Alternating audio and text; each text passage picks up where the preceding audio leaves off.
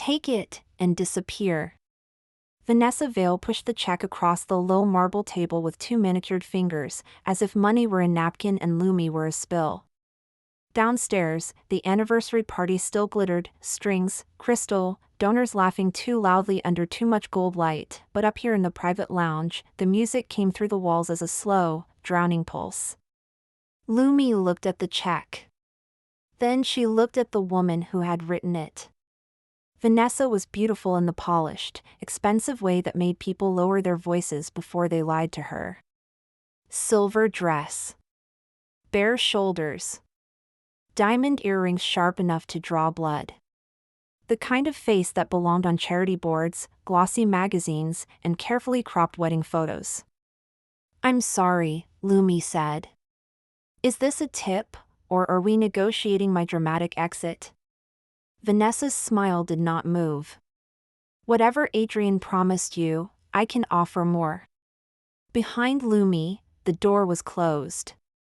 In her left hand, her event headset crackled softly with someone downstairs asking whether the keynote projector had been fixed. She could have opened the door. She could have walked out, returned to the ballroom, adjusted the lighting cues, pretended this had been an ordinary professional misunderstanding. But Vanessa had said Adrian's name like a weapon. And Lumi had never been good at leaving a room while someone aimed at the wrong heart. So she didn't touch the check. Instead, she leaned back in the velvet chair, crossed one leg over the other, and gave Vanessa the calm attention most people mistook for innocence until it was too late. "I don't think you're afraid of losing him," Lumi said. "I think you're afraid people will notice he was gone a long time ago." For the first time all night, Vanessa blinked. It was small. Barely a fracture. But Lumi had spent years reading rooms where the truth never entered through the front door. She knew the sound of a crack before anyone else heard the glass break. The trouble had started 3 nights earlier with white tulips. Not with Adrian Vale's marriage, though that had been falling apart long before Lumi learned his name. Not with Vanessa's absence from the foundation dinner, though by midnight half the room had understood enough to pretend they understood nothing. Not even with the gossip columnist who had waited in the lobby of the St. Aurelia Hotel with a camera, a cruel smile, and the patience of a man who made his living catching elegant people at ugly angles. It had started when Lumi turned the corner behind the reception desk carrying an armful of flowers that were not meant for anyone. The dinner had ended badly, though beautifully. Charity events often did. Empty champagne flutes stood in abandoned clusters. A violinist packed her instrument with the weary gentleness of someone burying a pet. Hotel staff rolled carts of unused candles toward the service elevator. Rain tapped at the glass doors, turning Manhattan into a smear of amber traffic and black umbrellas. Lumi had been hired as a temporary event consultant because the foundation's usual coordinator had broken her ankle skiing in Vermont and because rich people, despite their reputation, panicked wonderfully over seating charts. For 6 hours, she had handled missing place cards, a donor allergic to lilies, and a microphone that only worked if someone whispered encouragement at it. She was carrying away the white tulips from the entry arrangement when she saw Adrian Vale cornered near the lobby columns. She knew him, of course, in the vague public way people knew men whose buildings appeared in magazines. Adrian Vale designed glass towers that somehow looked quiet. He had the clean, tired face of a man who had learned early that control photographed well. Black tuxedo. Dark hair touched with silver at the temples. Shoulders held straight, not stiff. A man built for ballrooms and boardrooms, standing now as if neither offered shelter. The reporter stood too close. "Your wife left you alone tonight, Mr. Vale?" he asked. The sentence cut through the lobby with a polished little blade. A few donors paused near the elevators, pretending to study their phones. A woman in emerald satin turned her head just enough to listen. Someone's camera light glowed like a second eye. Adrian did not answer. That was the mistake. Silence was rarely neutral in a public room. It invited people to write on it. Lumi saw his right hand before she saw his face. His fingers were curled around something small and bright. A wedding ring, she realized. Removed. Hidden too late. His knuckles had gone pale around it. The reporter smiled wider. Should we expect Mrs. Vale at the anniversary gala, or are the two of you making separate entrances now? Lumi had no official reason to interfere.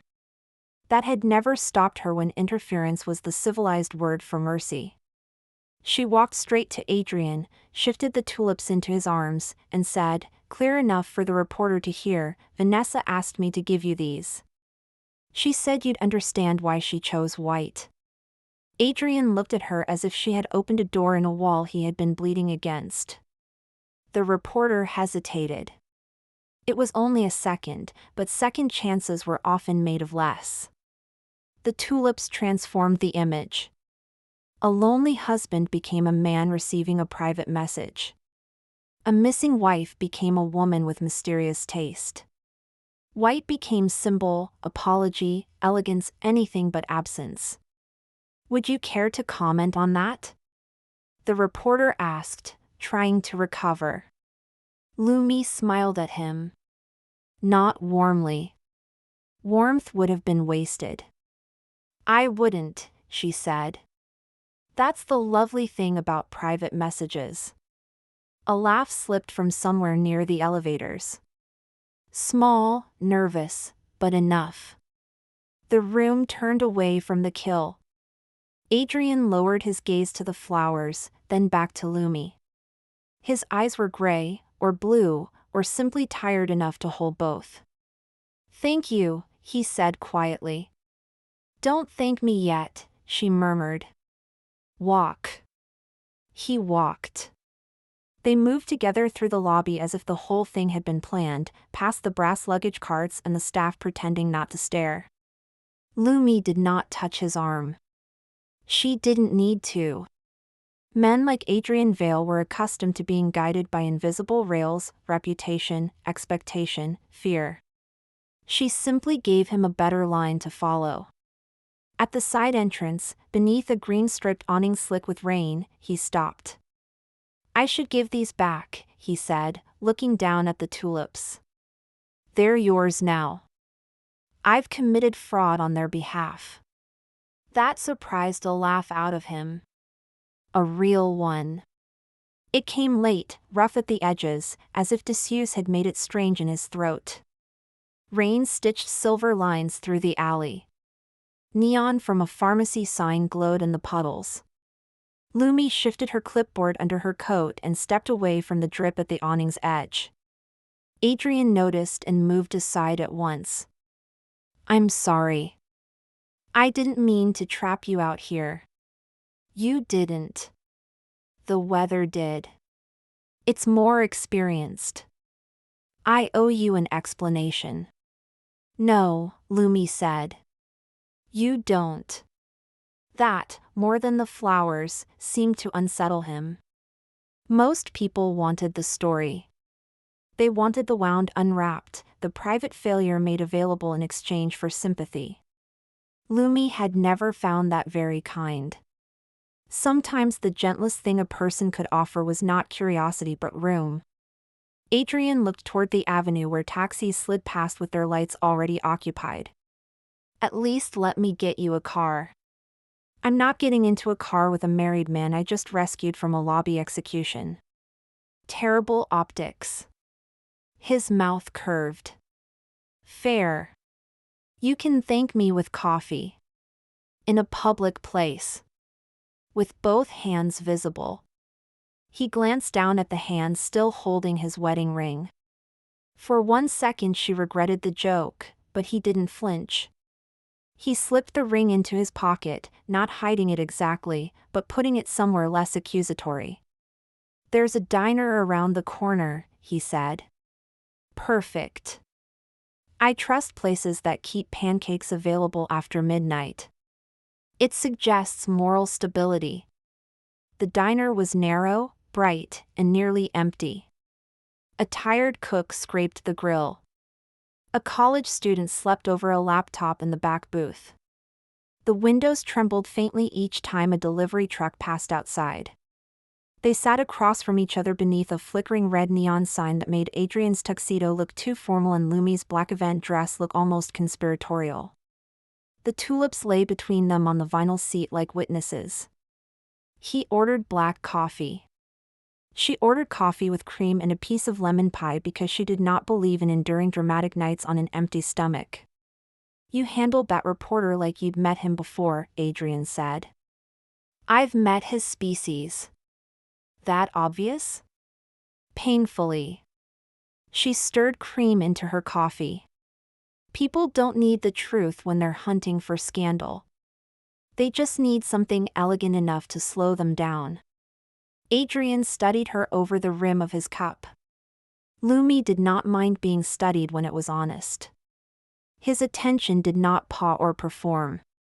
It tried to understand. That made it more dangerous than flirting. "You were carrying flowers," he said. "I was." "And you invented a message from my wife." "I did." "Why white?" Lumi touched one tulip petal. "Because white can mean apology, mourning, innocence, surrender, or expensive taste. It gives people options. People love options when they're pretending not to be nosy." His laugh came easier this time. Then it faded. "She didn't ask you to give me flowers," he said. "No. She didn't come tonight. I noticed. My wife and I." He stopped, the sentence collapsing before it could stand. Lumi let the pause remain. Outside, rain dragged city light down the window in wavering stripes. At last she said, "You don't owe me the story tonight."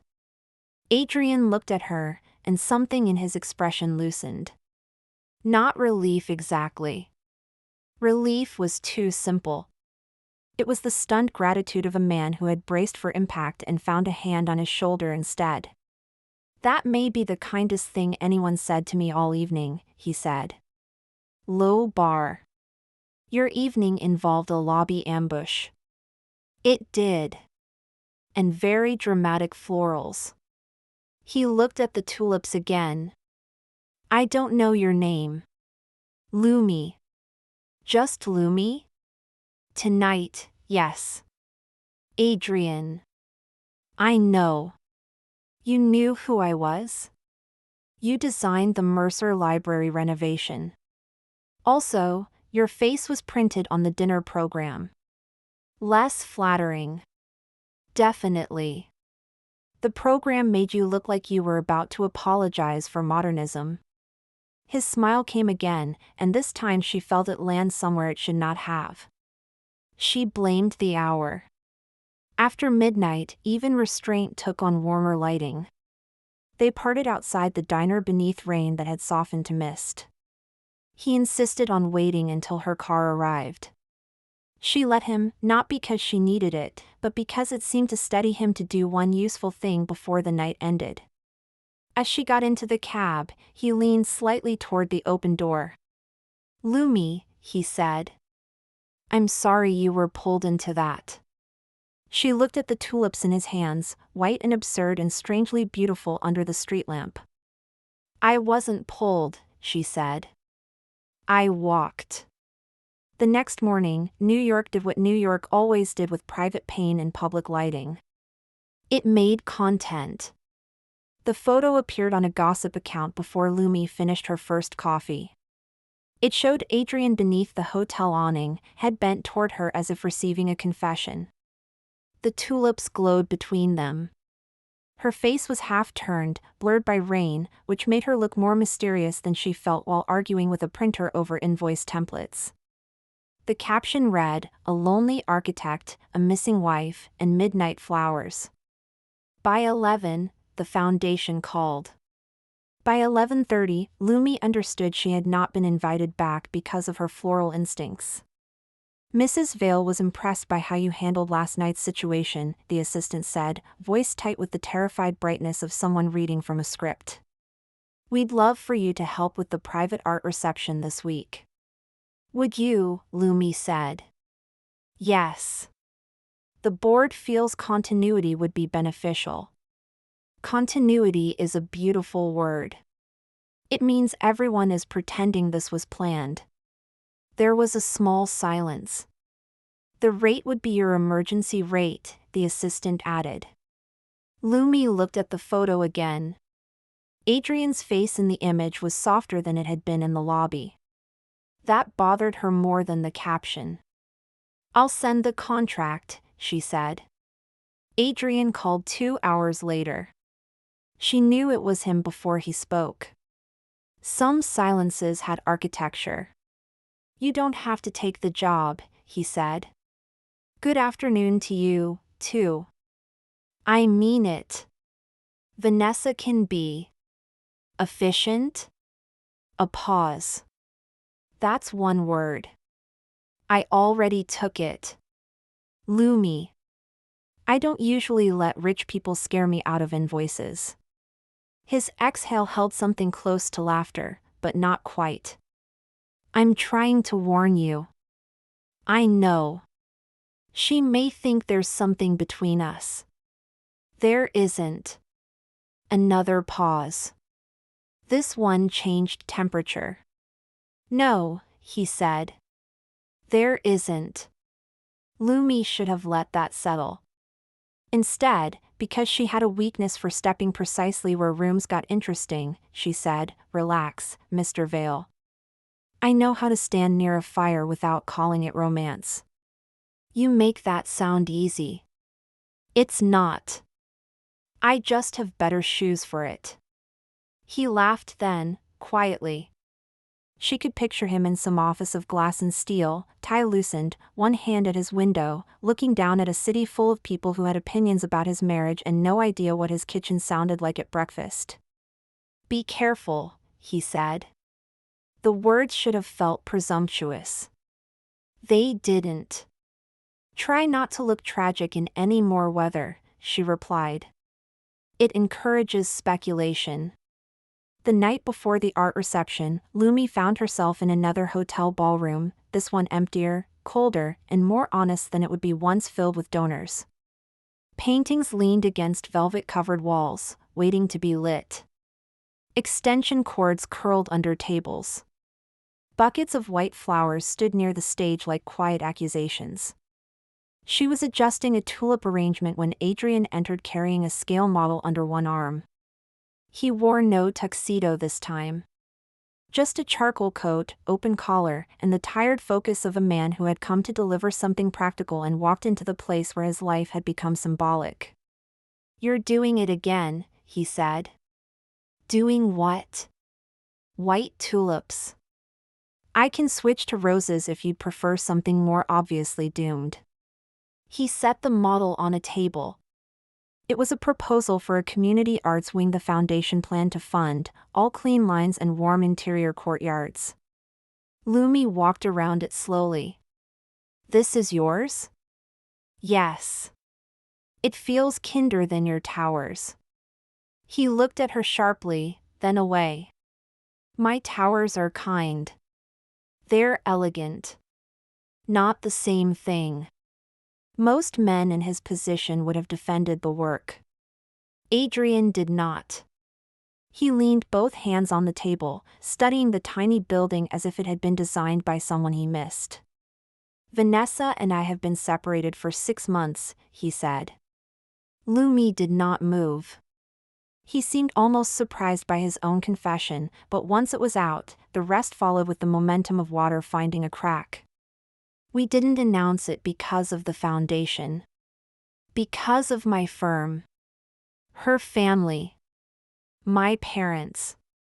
The usual cowardly list that sounds responsible if you say it in the right suit. He rubbed his thumb along the model's edge. We agreed to maintain appearances until after the anniversary gala. And then last night? Vanessa didn't come. She knew what it would look like. So everyone knows enough to pretend, Lumi said, but not enough to stop pretending. His hand stilled. The ballroom hummed with half-lit emptiness. Someone tested a spotlight, and for a moment light moved across Adrian's face, exposing the fatigue beneath his composure. "I thought silence was the least damaging option," he said. Lumi straightened a crooked glass on the nearest table. "And how many people did silence protect?" He looked at her as if he wanted to argue and could not find a lie sturdy enough. "Maybe no one," he said. She respected him for saying it. She disliked that respect. Attraction was easy to dismiss when it came dressed as charm. More difficult when it arrived as a man standing in a quiet ballroom, looking at the ruins of his good intentions without asking her to admire them. "You're not a villain, Adrian," she said. "That sounds reassuring." "It wasn't meant to be. Villains are simple. You're harder. You keep mistaking decency for disappearance." His eyes found hers. Somewhere in the hotel, a cart rattled over tile. The ordinary sound saved them from whatever the silence had been becoming. He stepped back first. "Good." Lumi noticed. "Better." By the time the art reception began the next evening, the ballroom had become a world of its own: dimmed chandeliers, candles reflected in glass, paintings glowing beneath precise white beams. Money moved through the room in black dresses and tailored jackets, carrying champagne and opinions. Vanessa arrived 20 minutes late and made lateness look ceremonial. She kissed 2 trustees, complimented a sculptor, and took the room with one sweep of her silver gaze. Lumi watched her from near the service station and understood at once why people underestimated her. Vanessa did not need to raise her voice. She could change the temperature of a table by choosing where not to look. Adrian stood across the room with a donor couple, composed and remote. When Vanessa touched his arm, he did not flinch, but Lumi saw the breath he did not take. The first attack came wrapped in courtesy. Vanessa approached with 3 board members and a smile bright enough to cut fruit. "This is Lumi," she said. "The consultant who seems to appear exactly when my husband is alone." The air chilled. One trustee's eyebrows lifted. Someone gave a delicate laugh. Adrian turned, jaw tightening, but Lumi moved first because rescue, like comedy, depended on timing. "That's usually how event consulting works," Lumi said. "We appear when something is about to go wrong and disappear before anyone admits it did." The trustees laughed. Not politely. Truly. Relief loved a graceful exit. Vanessa's smile held, but her eyes sharpened. "And the flowers? Were those also crisis management?" "If I had known flowers could become press strategy," Lumi said, "I would have charged extra." More laughter. Even the sculptor grinned into his champagne. Adrian looked at Lumi then, and the look was not gratitude this time. It was recognition. He had thought, perhaps, that she needed protection. Now he understood that she had walked into the room with her own weather. As she passed him later with a long match to light the final row of candles, he leaned close enough that only she could hear. "You were about to be rescued," he said. She struck the match. Flame caught, small and gold. "You were about to rescue me." That was sweet. Terrible timing, but sweet. "I'm starting to notice timing matters to you." She lit one candle, then another. "Timing is half of romance, Mr. Vale. The other half is not panicking." His smile was quiet, private, dangerous. Vanessa saw it. 10 minutes later, the assistant appeared at Lumi's elbow, pale and apologetic. "Mrs. Vale would like to see you upstairs." Of course she would, Lumi said, and handed over the matches. That was how she ended up in the private lounge with the check on the table and Vanessa's pride bleeding invisibly through couture. Now, in the low light, Vanessa withdrew her hand from the check as if Lumi's refusal had contaminated it. You think you know my marriage because he looked sad over coffee? Vanessa asked. No. I think I know a room where everyone is suffocating and calling it air. Vanessa laughed once, without humor. You're very clever. Only when cornered. You expect me to believe this is noble? You appear out of nowhere, play savior, make him feel understood, and suddenly I'm the villain because I'm trying to protect what we built. Lumi let the words settle. She heard the hurt in them. Not jealousy, exactly. Something older. Ownership mixed with exhaustion. A woman who had spent years holding up a beautiful structure and now hated anyone who noticed the beams had rotted. I don't want your husband, Lumi said. Vanessa's eyes narrowed. At least, Lumi added, not the version of him that still lets women fight in rooms he refuses to enter. That landed harder than the first truth. Vanessa stood. Stay away from him. I'm working your event. After tonight. Lumi rose too, leaving the check untouched. After tonight, you and Adrian should both stop hiring strangers to manage emergencies you built yourselves. For a second, Vanessa looked less like a rival and more like someone who had been awake for years. Then the mask returned. You have no idea what men like him cost, she said.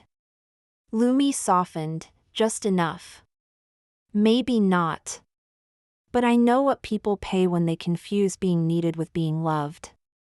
She left before Vanessa could answer. Adrian was waiting at the end of the hall. Not near the door. Not hovering. Several respectful steps away, hands in his pockets, face controlled badly enough that she almost smiled. Did she hurt you? He asked. Lumi looked past him to the tall window overlooking Lexington Avenue. City lights trembled in the glass. Downstairs, applause rose and faded, as if from a life neither of them quite belonged to. No, she said. She tried to buy the part of me she understood. His expression changed. Anger came first, then shame, then something quieter. I'm sorry. She wrote a very neat check. There's that. Lumi. There was too much in the way he said her name. Apology. Concern. The beginning of a plea he had no right to make. He took half a step forward. Stopped. Lumi saw the stop. Saw him choose distance when instinct had told him to close it. That was almost impressive, she said. What was? You wanted to come closer. And you didn't. His gaze held hers. I'm learning. Dangerous hobby. I should have handled this before it touched you. Yes. He accepted that without defense. She liked that too much. Below them, the party continued, all music and money and carefully managed light. Up here, the hallway smelled faintly of raincoats and extinguished candles. I don't know how to fix it, Adrian said. No, Lumi said. But you know how to start. The next week, Vanessa made her move with the elegance of a closing door. Adrian called Lumi after midnight. She almost didn't answer. Not because she didn't want to hear his voice, but because wanting had become the part that required supervision. She was in the same 24-hour diner, reviewing vendor notes over coffee, when his name appeared on her phone. Tell me you're not standing in the rain again, she said. I'm in a car. Progress. She wants us to appear together at the anniversary gala. Joint remarks. Press line. The whole performance. Lumi watched a waitress refill sugar dispensers at the counter. And I told her I'd think about it. There it was. Not cowardice exactly.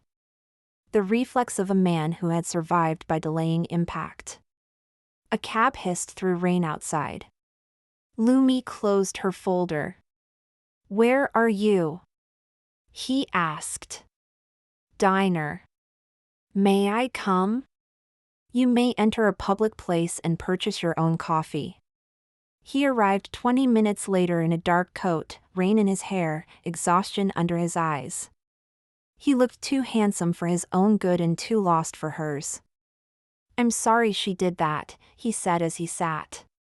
Lumi wrapped both hands around her mug. "Are you sorry she offered money, or sorry I had to see what you refused to say out loud?" He looked down. The silence between them was not empty. It was crowded with the things he could not keep asking others to carry. "I never wanted to hurt anyone," he said. "I believe you." "That doesn't make it better." "No." His eyes lifted. "You're not going to make this easy, are you?" "Easy is how you got here." That hurt. She saw it. She did not apologize. The diner's neon buzzed. The world had narrowed to their booth, 2 cups of coffee, and rain writing restless lines down the window. Adrian leaned back, jaw tight. "If I refuse, the foundation loses donors. Vanessa becomes a headline. My firm looks unstable. My parents ask what I did wrong. Everyone says I humiliated her for another woman. And if you agree?" His mouth opened. Closed. Lumi's voice dropped. "Then everyone else gets one more beautiful night, and you get to disappear inside it." He looked at her for a long time. "I wanted to see you," he admitted. "I know. I shouldn't have." "Probably not. You make me feel." He stopped, searching, then gave up the search with a tired laugh. "That's the problem. You make me feel." Lumi's chest tightened. She disliked how much tenderness rose in her then, immediate and unruly. She wanted to reach across the table. She wanted to put her hand over his and tell him he was allowed to be tired. Instead, she gave him the respect of not turning herself into shelter. "I won't be the woman you run to because you're tired of being brave," she said. The sentence changed him. Not dramatically. Men like Adrian did not shatter in public. But something in his face went still, as if he had finally heard the lock click. "I'm not asking you to be. Maybe not on purpose." He looked away. Lumi stood, gathering her coat. If she stayed, she would soften the line. If she softened the line, he might mistake it for a door. As she passed him, she paused. "When you choose a life, Adrian, make sure it's not just the opposite of the one that hurt you." He looked up at her then, and for one fragile second he seemed younger than his reputation, older than his fear. "Good night, Lumi," he said. "Good night." She left him there with the rain and the untouched warmth of what she had refused to give him cheaply. 2 nights later, he asked her to meet him near the first building he had ever designed. It was not a famous building. No magazine covers. No gala plaques. Just a small community library tucked between a laundromat and a brick apartment house on the Lower East Side. Rain had ended an hour earlier, leaving the sidewalks shining and the air cold enough to make breath visible under the streetlights. Lumi found him on the pedestrian bridge nearby, looking down at traffic moving in red and white streams beneath them. "You really know how to show a girl a glamorous time," she said. He smiled without turning. "There's a vending machine in the library lobby if the romance overwhelms you." She joined him at the railing. Wind lifted a strand of hair across her cheek. The city smelled like wet pavement and roasted nuts from a cart packing up on the corner. "I was 28 when I designed it," Adrian said. "I thought architecture was about giving people somewhere to go when the world got hard." "And now?" Now I design buildings people photograph from across the street. That sounds lonely. It pays better. She looked at the library. Through the glass, a security guard moved between shelves. A woman in a red coat sat near the window reading alone. I built my life into a showroom, Adrian said. Beautiful. Expensive. Impossible to live in. Lumi said nothing. Some confessions needed space around them. I'm afraid, he said finally.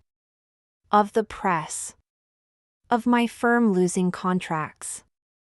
Of Vanessa being humiliated. Of my parents thinking I failed. Of people saying I left my wife because I found someone new.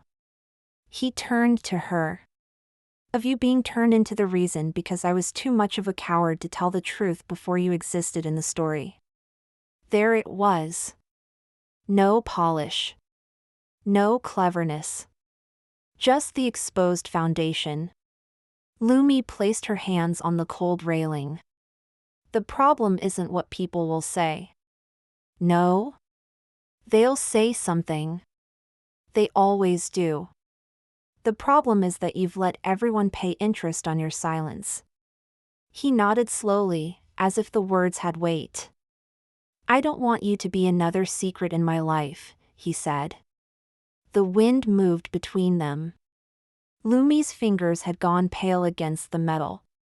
Adrian noticed at once and began to take off his coat. She lifted an eyebrow. Careful. That's dangerously close to being romantic before you've earned it. He stopped. Then, understanding, he folded the coat and laid it across the railing between them instead of placing it on her shoulders. The gesture was small. It undid her a little. He did not take. He offered. Lumi looked at the coat, then at him. After a moment, she picked it up and slipped it around herself. It was warm from his body and smelled faintly of cedar, rain, and restraint. Better, she said. His smile, this time, was almost peaceful. I'm going to tell the truth at the gala, he said. Because of me? No. She watched him carefully. Because I should have told it before you, he said. That was the first thing he had said that sounded like a door she might one day walk through. The Foundation Anniversary Gala returned them to the St. Aurelia Hotel, as if the city had a taste for symmetry. This time, the lobby was crowded before dusk. News cameras lined the velvet ropes. Florists moved through with arrangements tall enough to hide behind. Donors glittered beneath chandeliers. Everyone seemed polished, expensive, and faintly hungry. Lumi stood near the ballroom entrance with a headset, a clipboard, and the private knowledge that people who said they loved philanthropy often became feral over table placement. Vanessa arrived in silver white, radiant and unreadable, her hand tucked around Adrian's arm. For a moment, they looked perfect. That was the danger of beautiful ruins. From a distance, people applauded the silhouette. As they passed Lumi, Vanessa's eyes flicked toward her. No check. No threat. Only a cold acknowledgement that the board had been set and everyone knew where the pieces stood. Adrian looked at Lumi too. She gave him nothing. No nod. No smile. No secret signal to comfort him. If he chose truth, it could not be because she had pulled the string. His gaze stayed on hers for 1 second longer. Then he walked on. The dinner unfolded under unbearable elegance. Courses appeared and vanished. Speeches praised legacy, vision, generosity. Vanessa moved through it flawlessly, every smile measured, every laugh placed. Adrian sat beside her, expression composed, one hand resting near a folded speech he had not yet touched. When Vanessa stood, the room softened for her. She spoke about the foundation's future, about art as civic responsibility, about partnership. Then she turned to Adrian with a smile that would photograph beautifully. My husband has always believed that what we build together matters most. Applause. Adrian stood. He carried his speech to the podium. Lumi, standing in the shadow near the service doors, watched his thumb press once against the folded pages. For a moment, she thought he might read them. Then he closed the speech. The room seemed to notice before it understood. Adrian looked out over donors, trustees, cameras, friends, enemies, and all the people who had been comfortable enough with his silence to call it discretion. For too long, he said, I confused keeping appearances with keeping promises. Vanessa went still. A murmur moved through the ballroom. Adrian did not look at Lumi. She loved him a little for that, though she had not yet admitted the shape of the feeling. Vanessa and I have been separated for months, he continued. We chose privacy at first for reasons that felt responsible. Some were. Many were fear. Tonight, I want to stop making other people pay for my silence. Every camera in the room woke up. He turned slightly toward Vanessa, not pleading, not accusing. Vanessa has given years of work to this foundation. Nothing I say tonight changes that. She deserves respect. She deserved honesty sooner than I gave it. So did everyone who trusted us. The quiet became enormous. Lumi watched Vanessa's face, not Adrian's. Anger passed over it first. Then humiliation. Then, beneath both, something almost like relief. A terrible relief, the kind that came when the thing you dreaded finally happened and proved survivable. Adrian finished with no flourish. No romantic declaration. No mention of another woman. Just truth, standing awkwardly under perfect lighting. The questions began before he stepped down. Mr. Vale, was there someone else? Mrs. Vale, did you know? Is this about the woman from the hotel photo? Vanessa turned toward the exit, surrounded by board members trying to form a human curtain. Adrian moved as if to follow, then stopped when he saw the cameras pivot toward Lumi. Of course they did. Scandal loved a woman-shaped explanation. Lumi removed her headset and walked forward. She did not hurry. Hurrying made people smell blood. A reporter thrust a phone toward her. Are you the reason Adrian Vale's marriage ended? Lumi smiled as if he had asked where to find the coat check.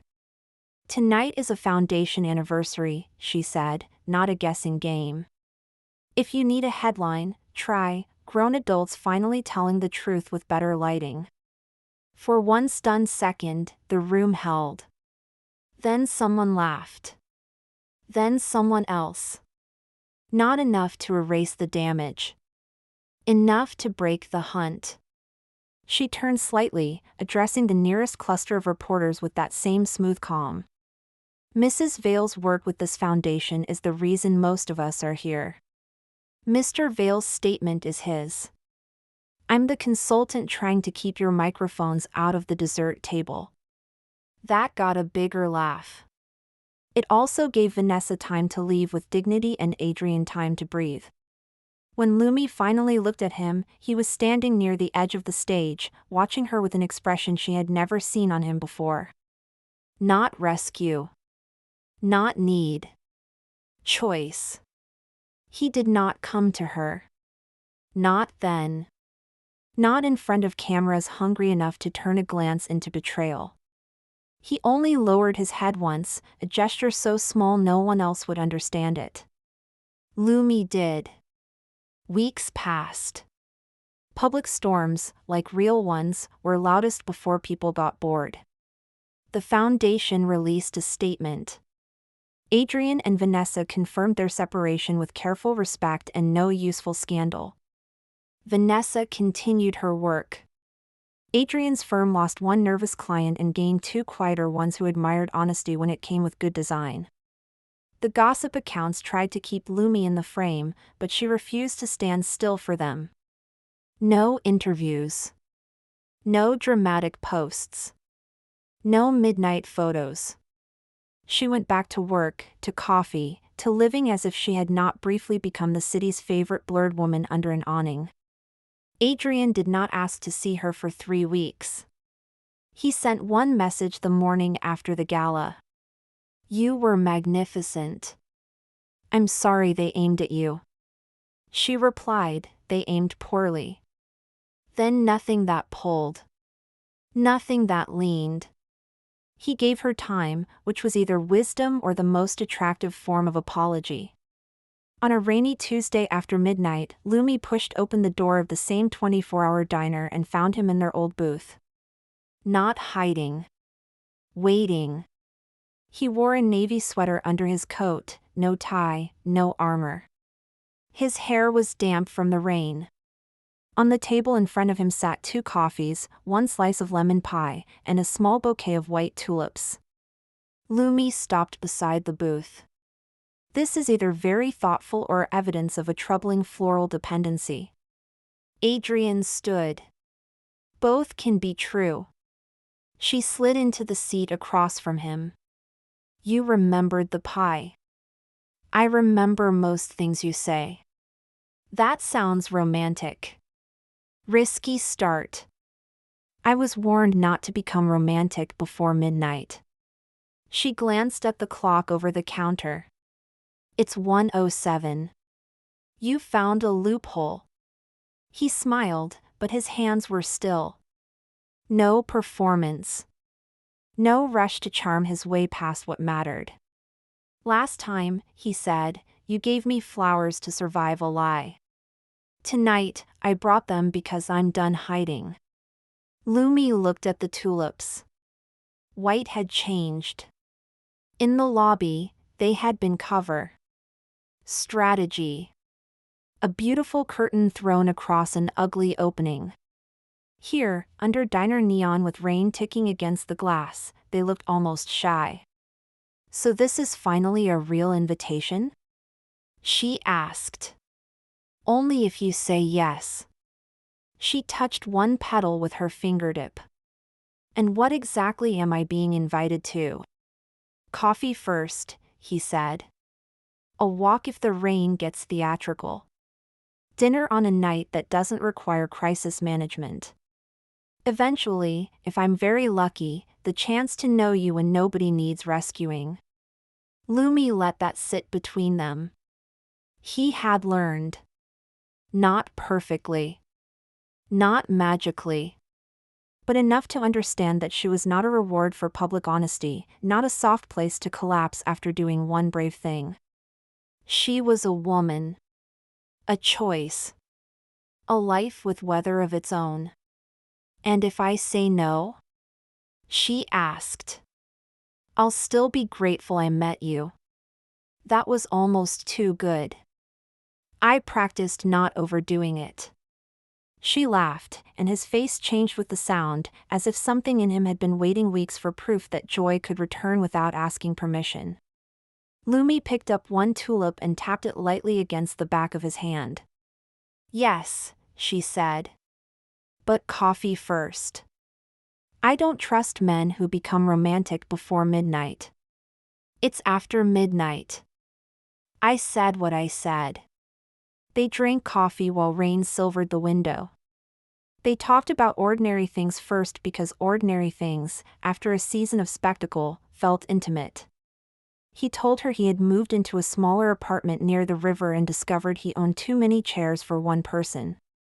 She told him rich donors became helpless when confronted with buffet labels. He asked about her work.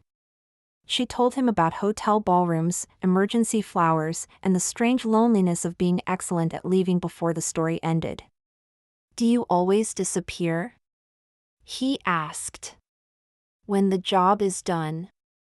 "And tonight?" Lumi looked at the tulips, then at him. "The job is done." Outside, the rain eased but did not stop. Adrian paid the check without making a production of it.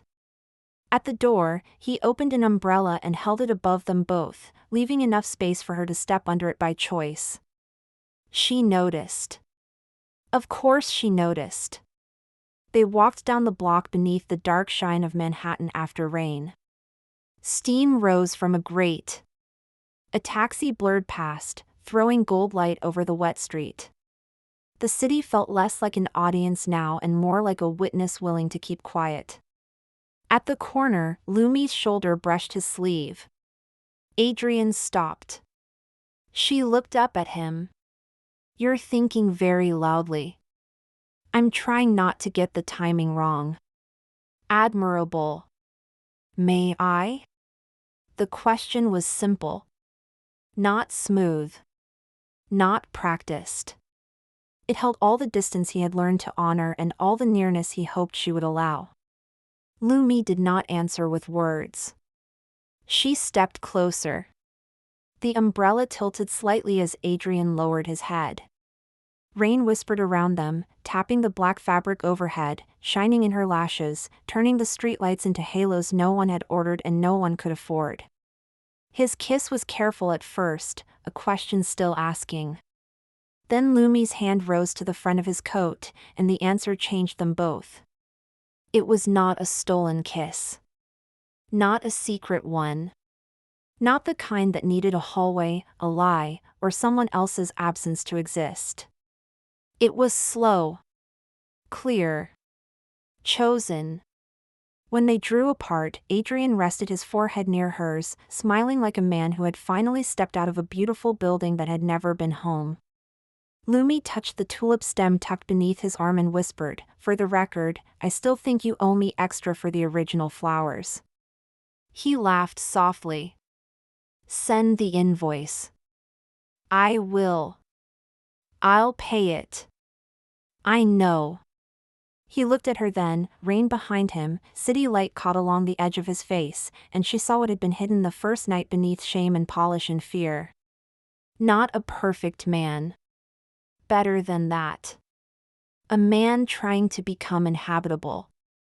Lumi slipped her hand into his. This time, neither of them pretended it was Subscribe to me anything for more else. content.